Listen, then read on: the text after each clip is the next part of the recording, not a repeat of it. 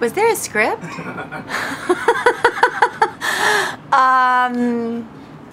I think I probably felt a little confused, if I remember, but I don't know if I really even remembered that, because there's so many stories, and you don't, like, seeing the film I understand better than I would have understood on the page with it.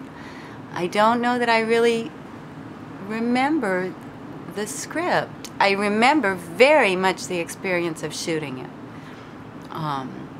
and your ingenious ways in which you were doing that, and the group of us being there was, you know, for actors, so thrilling. Incredibly clever, innovative things that you guys were doing with the cameras, and integral to the storytelling, the movement and shape of the cameras. To me, that you know, whatever, they probably still make these great big millions and millions of dollar blockbuster films, and perhaps there's a place for that in the world. But in the, you know, in the independent vein of filmmaking, which is not just a sort of offshoot of filmmaking anymore, it really is the forward movement in world film. And you know, to be innovative in that milieu is, I mean, it's absolutely golden, and you just need to carry on with it and keep realizing. And I too have thoughts that many years from now, oh, you were in One Night? Oh my God! I think it's a style of shooting that I'm incredibly comfortable with a filmmaker who knows what it is that they want, and I have the information that you've managed to put on the page, and I love to come with my little toolbox and costumes and makeup, and it's a kind of filmmaking I really, really have always enjoyed. It's always very, very interesting in acting. I think it happens with me and Clohessy in One Night, where there's all this other information there that may or may not be pertinent to the film, and then it's there, it can't be denied, really. So who really gives a shit about 20-somethings going and fucking around? I mean, come on, do you know? It goes on all the time, and they're all lost and confused, and, you know, but when you've had a little bit of experience, and I think that our characters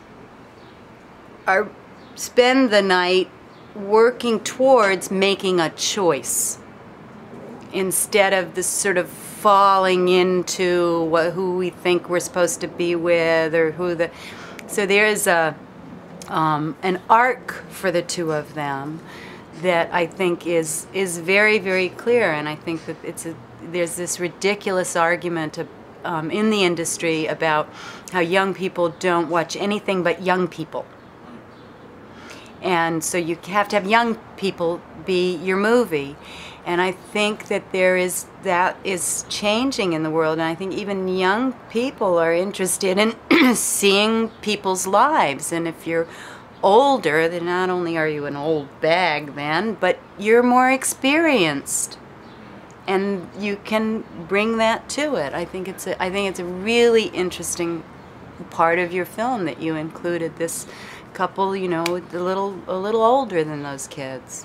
And that's interesting that then there's a response to it, that people are interested, because it's been my theory, you know, all these last years of getting older, that it's not something people don't want to see. In fact, I think it's something that people are really, really desperate to see. This ridiculous thing of, you know, he's a 50-year-old guy, so who are we going to get opposite the 50-year-old guy? Well, we're going to get at least maybe 30, 32. 32 is probably too old. For the girl, it's just so. I've had a lot of that even as a younger actor, where I don't, that, you know, I don't know how to describe her, but that together, sexy. I've never been that. Not as a young woman, I wasn't either. I've always been a character actor, and it's through my character, not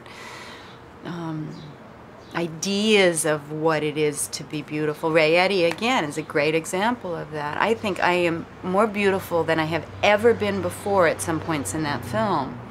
and pretty ghastly at other times too, and that was what we hoped to accomplish with it, that it be a real person living. Great to work with Clohessy because I have known him since we were in college together. We've never actually acted together before that, so that was just fun. I know him, I know his little quirks and things, and the way you know somebody, you've, you know, run into them for the past 20 years or something. We were never terribly close friends or anything like that, but always warm. I saw him a month ago in New York. He came running out from the Starbucks. Hey! Great to see him.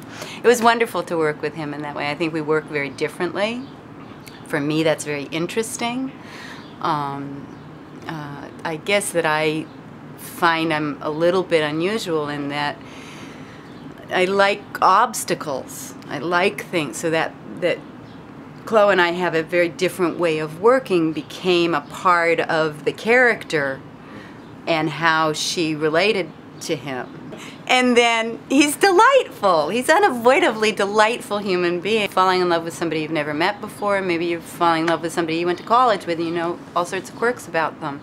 And either you have to distance yourself from your reality, or you have to, you know, dive in and own what it is. So that then becomes very much a part of this process.